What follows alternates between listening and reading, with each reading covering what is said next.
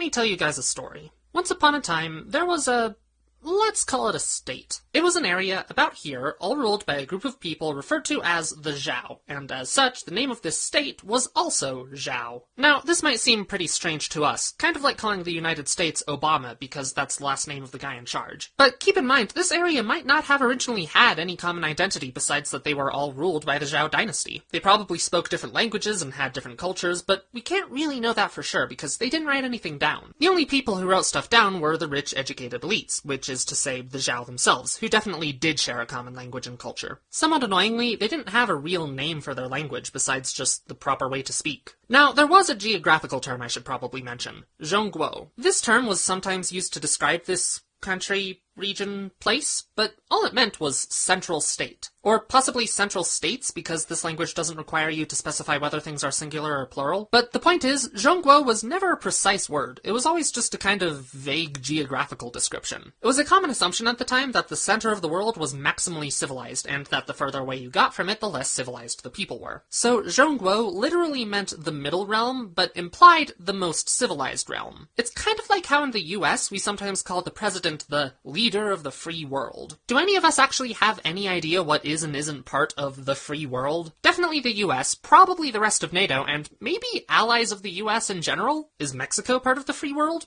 Turkey? India? No one knows, and no one really cares. It's not supposed to mean anything. It's just a way of saying, our leader is super important and powerful, and also we're better than you. Same goes for zhongguo. Anyway, eventually the Zhao lost power to a new dynasty called the Qin, which itself was quickly replaced by the Han dynasty, and so people started calling the political territory itself Han, just like with the Zhao. The Han dynasty adopted the culture of the Zhao, and over time, this culture of the elite trickled down to everyone else. And eventually, everyone was speaking this language that didn't have a name in this country that didn't have a name. The Han dynasty also expanded the country to the south, spreading the language and culture there too. But after that, when the Han dynasty fell and the region broke up into a bunch of smaller states, something interesting happened. Even though they were politically divided, they all still shared that common culture of the elites from the Zhao and Han periods. They looked back on the time when the Han dynasty ruled as a sort of golden age, and they saw themselves as the rightful descendants of that cultural legacy. So it seemed natural to call themselves the people of Han, even long after the Han state ceased to exist. They still call themselves Han to this day, although who exactly counts as Han has always been kind of vague. Like, originally it seems like the term just referred to the people of the original Zhao territory to the north, but eventually the term was expanded to include the people of the more mountainous south, since they had also adopted Han culture after being conquered by the Han dynasty. So yeah, as the centuries went by, the people of this region continued to refer to political entities by the families of their rulers, or whatever region the rulers came from, and they continued to refer to themselves as Han. However, the language slowly diverged into a whole bunch of different languages. Now, as you might have noticed, I've been talking about what, in the West, we generally call China, and yet I've managed to do so without ever once actually using the word China or Chinese. That's because no one in this region actually uses those words. The word China probably comes from a Persian word, which probably comes from a Sanskrit word, which might have come from the word Qin, the name of that super short dynasty that came between the Zhao and Han dynasties. But not only isn't China a word that Chinese people use, but the entire idea of China might not have really existed in its modern form until Europeans introduced it. Like, in the US and the Western world more generally, we like to think in terms of nation-states. Like, this country is France. French people live here, and they speak French. We have this instinct that political regimes, cultural identity, and language should all line up with each other geographically to create what we might call a nation. But that way of thinking used to be pretty foreign to China, until contact with Europeans really got serious in the 1800s, at which point the Han people started thinking much more in terms of this nation-state model.